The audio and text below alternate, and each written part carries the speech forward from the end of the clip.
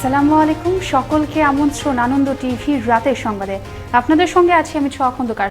রাষ্ট্রীয় নির্দেশনা থাকলেও মাস্ক পরতে জনসাধারণের অনীহা থাকায় যে কোনো সময় মার্কেট শপিং মলে অভিযান চালানোর নির্দেশনা দেওয়া হয়েছে বলে জানিয়েছেন মন্ত্রিপরিষদ সচিব খন্দকার আনোয়ারুল ইসলাম।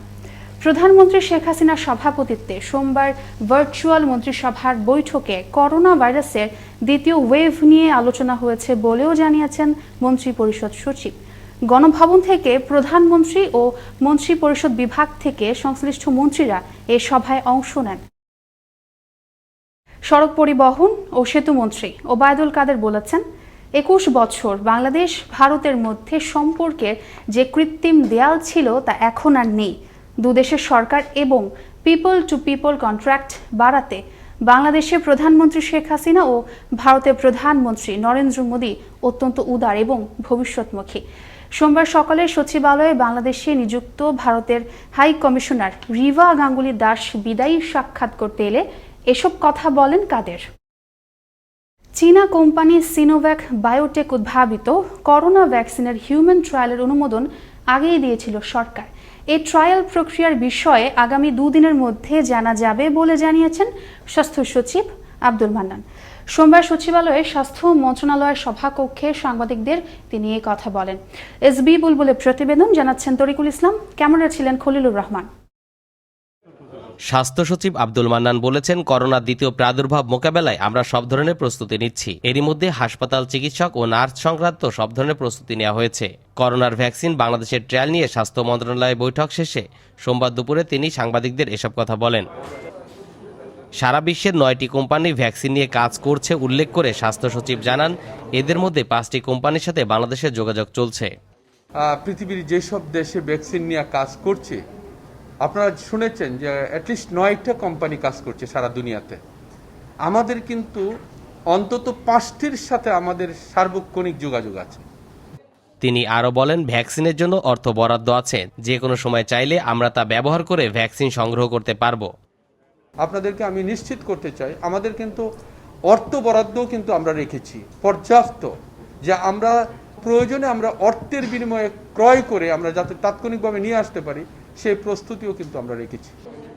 এই সময় তিনি বলেন, দুর্নীতি করে পার পাওয়ার কোনো সুযোগ নেই। যারা এই দুর্নীতির সাথে জড়িত থাকুক, স্বাস্থ্য মন্ত্রণালয় এ ব্যাপারে শক্ত অবস্থানে। সাবেক মহাপরিচালকের গাড়ি চালক এখনো কেন বরখাস্ত হচ্ছে না, এ ব্যাপারে আজই জানতে চাওয়া হবেও বলে জানান তিনি। যে দুর্নীতি করে পার পাওয়ার কোনো সুযোগ নাই। দুর্নীতি বা আপনার ফিনান্সিয়াল কারাপশনের সাথে যারাই সম্পৃক্ত, মোরলেস যাদের ব্যাপারেই আমরা কিন্তু কাউকে কিন্তু আমরা স্পেয়ার করছি না, ছাড় দিচ্ছি না। একটা অ্যাপয়েন্টিং অথরিটি কে? মহাপরিচালকের এখানে একজন driver, he must be suspended. এবং এটা আমার মনে হয় যে আজকের দিনও তো পার হওয়ার কথা না। তরিকুল ইসলাম, আনন্দ টিভি, ঢাকা। ঢাকা উত্তর সিটি কর্পোরেশনের অবৈধ বিলবোর্ড, সাইনবোর্ড, সব সাইন, প্রজেক্ট সাইন অপসারণে অভিযান অব্যাহত রয়েছে। ঢাকা উত্তর সিটির বিভিন্ন বিল্ডিং, ব্যবসা প্রতিষ্ঠানের নিয়ম নীতি না মেনে যত্রতত্র অবৈধভাবে এসব সাইনবোর্ড দেয়াতে সরকার হারাচ্ছে কোটি কোটি টাকার রাজস্ব। সেই সাথে ঢাকা হারাচ্ছে তার সৌন্দর্য। ঢাকা উত্তর সিটি ঘুরে এসে আরও জানাচ্ছেন মুসামিয়া, ক্যামেরা ছিলেন আলী আহমেদ। রাজধানী ঢাকা যেন বিলবোর্ড ও সাইনবোর্ডের নগরী। বিভিন্ন স্থাপনা, ব্যবসায়িক প্রতিষ্ঠান সহ সর্বত্রই বিলবোর্ড ও সাইনবোর্ডের সয়লাভ। এসবের জন্য একটি নীতিমালা থাকলেও মানেনি কোনো প্রতিষ্ঠান। এবার এ সকল অবৈধ বিলবোর্ড ও সাইনবোর্ডের অপসারণের মাঠে নেমেছে ঢাকা উত্তর সিটি কর্পোরেশন। আইন অনুযায়ী সিটি কর্পোরেশনকে ট্যাক্স দিয়ে সাইনবোর্ড লাগানোর কথা থাকলেও সাধারণ ব্যবসায়ী বলছে এসব নতুন নিয়ম কানুন কিছুই জানানো হয়নি তাদের। সিটি কর্পোরেশন যে পদক্ষেপটা নিয়েছে আমরা এটার বিষয়ে অবগত না। পাবলিকলি যে গ্যাজেটটা হয়েছে ওইটা নিউজ আমরা পাই নাই এবং আমাদেরকে কোনোভাবে অবহিত করা হয় না। ওনারা বলতেছে পাবলিকলি এটা নোটিশ করা হয়েছে, যেটা আসলে আমরা প্রাতিষ্ঠানিকভাবে পাই নাই। তো যেহেতু আমরা একটা সাইনবোর্ড ইউজ করতেছি, এইটা আমার বিজ্ঞাপন তো বলবো না, আমার প্রতিষ্ঠানের পরিচয়। তো আমার পরিচয় যদি নামাই ফেলে তাহলে আমি বিজনেস করবো কিভাবে? 2016 সালে আমরা যখন ট্রেড লাইসেন্স করি সেখানে কিন্তু এই বিলবোর্ডের সাইন বা আলাদাভাবে এই সমন্বয়টা নেই। আপনার ট্রেড লাইসেন্স লেখা আছে আপনি 800 টাকা সাইনবোর্ডের জন্য জমা দিলেন, তাহলে আমি কিন্তু এখানে নিশ্চিন্ত যে আমি সাইনবোর্ডের জন্য গভর্নমেন্টকে ট্যাক্স দিয়েছি, কিন্তু ওখানে ট্রেড লাইসেন্স কোথাও উল্লেখ নেই যে সাইনবোর্ডের এই নীতিমালা। সিটি কর্পোরেশনের লাইসেন্সে যতটুকু অনুমতি দেওয়া হয়েছে তার কোনো নিয়ম মানছে না সাধারণ ব্যবসায়ীরা। পূর্বে থেকে বিজ্ঞাপন ও লিফলেট দিয়ে অবহিত করা হয়েছে বলে জানালেন এ প্রধান রাজস্ব কর্মকর্তা। আমরা যখন এটা গণবিজ্ঞপ্তি দিয়েছি, বিভিন্ন টিভি মিডিয়া বিভিন্ন পত্রিকা দিয়েছি, দেওয়ার পর যখন যারা আইন মেনে আমাদেরকে ট্যাক্স দিয়েছে তাদেরটা নিয়েছি, আর যারা অবৈধ অর্থাৎ যেটা আইনেও কভার করতে পারবে না সেই অবৈধ বিলবোর্ড বা যেটা আমরা নিজস্ব আলাদা পাইপ গেড়ে কিংবা আলাদা ইনফ্রাস্ট্রাকচার করে সেখানে সাইনবোর্ড দিয়েছে, সেটা আমাদের আইনে কিন্তু এখন নাই। একটি পরিকল্পিত শহর গড়তে হলে চাই সুনির্দিষ্ট আইন প্রয়োগ। আইন এবং নীতিমালার বাইরে এ শহরে কেউ কিছু করতে পারবেন না। যা কিছুই করেন না কেন সিটি কর্পোরেশনের পারমিশন নিতে হবে, বললেন ঢাকা উত্তর সিটি কর্পোরেশনের মেয়র আতিকুল ইসলাম। প্রত্যেকটা রাস্তার অফিস, আদালত, ঘর, বাড়ি, সাইনবোর্ড, সব সাইন, বিলবোর্ড সবই কিন্তু আমাদের এন্ট্রি হয়ে যাচ্ছে। এটি হলো আমার এটা নিয়ন্ত্রণ আসার জন্য এইভাবে আমরা আগাচ্ছি ইনশাল্লাহ। সুন্দর নগরী গড়তে হলে সবাইকে সম্মিলিতভাবে সরকারকে সহযোগিতা করতে হবে, সেই সাথে সরকারি সকল নিয়ম নীতি মানতে হবে। সবার প্রচেষ্টায় গড়ে উঠতে পারে একটি সুন্দর বাসযোগ্য নগরী, যেখানে থাকবে মানুষের চাহিদা পূরণের সবকিছু, এমনটাই মনে করেন সকলে। মুসা মিয়া, আনন্দ টিভি, ঢাকা। দীর্ঘ 18 বছর পর নাটোরের বহুল আলোচিত নাটোরের বড়াইগ্রাম উপজেলা আওয়ামী লীগের তৎকালীন সভাপতি ডাক্তার আয়নাল হক হত্যা মামলার রায় হলো আজ। রায়ে 2 আসামি মৃত্যুদণ্ডাদেশ এবং বাকি 11 জনকে বেকসুর খালাস দেন আদালত। সোমবার দুপুরে জনাকীর্ণ আদালতে এই মামলার রায় ঘোষণা করেন নাটোরের অতিরিক্ত জেলা ও দায়রা জজ আদালতের বিচারক সাইফুর রহমান সিদ্দিক। সোমবার র্যাব 12, সিপিসি 2, পাবনা র্যাবের একটি বিশেষ আভিযানিক দল গোপন সংবাদের ভিত্তিতে ভারপ্রাপ্ত কোম্পানি কমান্ডার আমিনুল কবির তরফদারের নেতৃত্বে পাবনা জেলার ঈশ্বরদী থানাধীন আরামবাড়িয়া এলাকা থেকে মাদক ব্যবসায়ী নিউটন ভুট্টো ও শিহাব উদ্দিনকে গ্রেফতার করে। গ্রেফতারের সময় তাদের কাছ থেকে 90 বোতল ফেনসিডিল উদ্ধার করা হয়। বাজারে পেঁয়াজের সরবরাহ স্বাভাবিক ও মূল্য স্থিতিশীল রাখতে চুয়াডাঙ্গায় আমদানিকারক ও আড়তদারদের সাথে মতবিনিময় করেছেন জেলা প্রশাসক। সোমবার দুপুরে জেলা প্রশাসকের সম্মেলন কক্ষে অনুষ্ঠিত সভায় সভাপতিত্ব করেন জেলা প্রশাসক নজরুল ইসলাম সরকার। সভায় কোনো ব্যবসায়ী যাতে কৃত্রিম সংকট তৈরি করে পেঁয়াজের মূল্য বৃদ্ধি না করেন সে বিষয়ে সতর্ক করেন জেলা প্রশাসক। কুয়াকাটা আল্লাহদান নামের একটি আবাসিক হোটেল থেকে মানিক নামের এক পর্যটকের মৃতদেহ উদ্ধার করেছে মহিপুর থানা পুলিশ।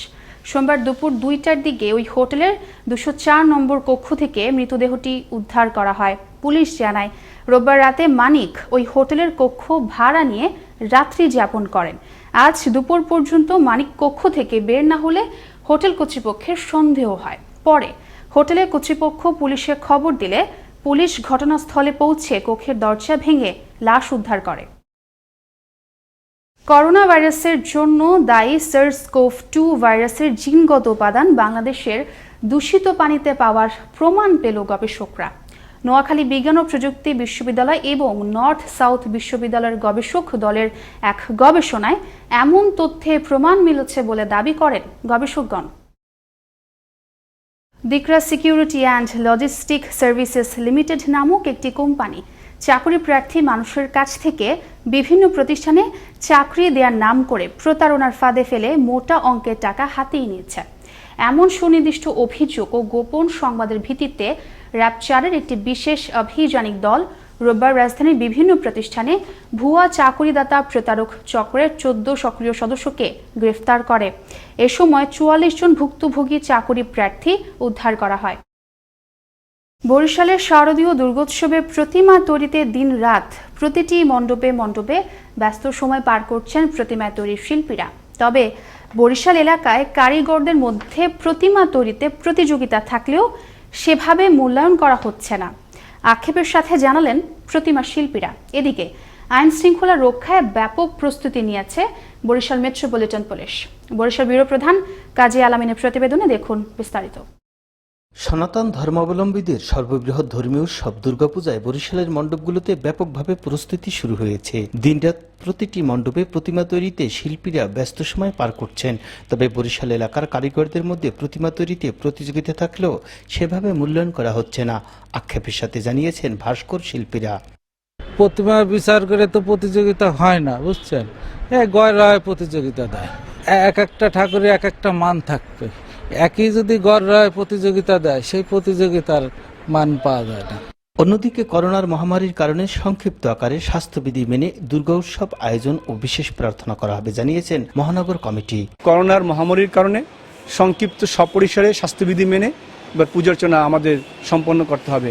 বৈশ্বিক করোনা থেকে আমরা যাতে মুক্তি পাই এবং মানব জাতির যাতে কল্যাণ বয়ে আনে, শারদীয় দুর্গাপূজা উপলক্ষে দেবী দুর্গার কাছে এটাই আমাদের প্রার্থনা। আমাদের প্রধানমন্ত্রী বলেন ধর্ম যার যার উৎসব সবার, এই জন্য দেবী দুর্গার কাছে আমরা এই মুহূর্তে প্রার্থনা করি, এই করোনাকালীন প্রার্থনা করি যে দুর্গাপূজার সাথে সাথে যেন দুর্গা মা এই করোনাকে এই বিশ্ব থেকে চিরতরে দূর করে দেন। এদিকে পূজা মণ্ডপগুলোতে নির্বিঘ্নে প্রস্তুতি সম্পন্ন করতে ব্যাপক নিরাপত্তা জোরদার করা হয়েছে জানিয়েছেন বরিশাল মেট্রো পুলিশ।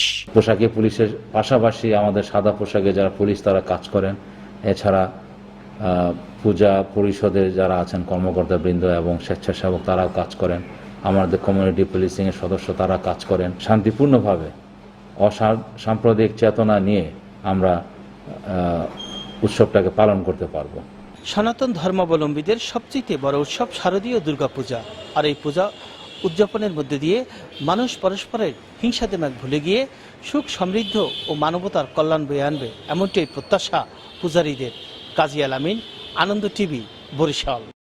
সাভারে প্রেমের প্রস্তাব প্রত্যাখ্যান করায় এক যুবকের ছুরিকাঘাতে নিহত হয়েছে নীলা রায় নামে 10ম শ্রেণী পড়ুয়া এক স্কুল শিক্ষার্থী। এ ঘটনায় পলাতক রয়েছে অভিযুক্ত মিজানুর রহমান। নিহতের স্বজনরা জানায়, মিজানুর নামে এক যুবক নিহত নীলার পথরোধ করে প্রেমের প্রস্তাব দিলে নীলা রাজি না হওয়ায় ছুরিকাঘাত করে মিজান। এতে নীলা গুরুতর আহত হলে সাভারের এনাম মেডিকেল কলেজ হাসপাতালে ভর্তি করা হলে রাত 12টায় তার মৃত্যু হয়। এ ছিল এখনকার মতো। করোনা থেকে আপনি এবং আপনার পরিবারকে সুরক্ষায় রাখতে সরকারি নির্দেশনা মেনে চলুন। জরুরি প্রয়োজন ছাড়া বাসা থেকে বের হবেন না। আনন্দ টিভির সর্বশেষ সংবাদ এবং বিনোদন সবার আগে দেখতে www.facebook.com/anandotv বিডি পেজে যুক্ত হন। ধন্যবাদ সকলকে, শুভরাত্রি।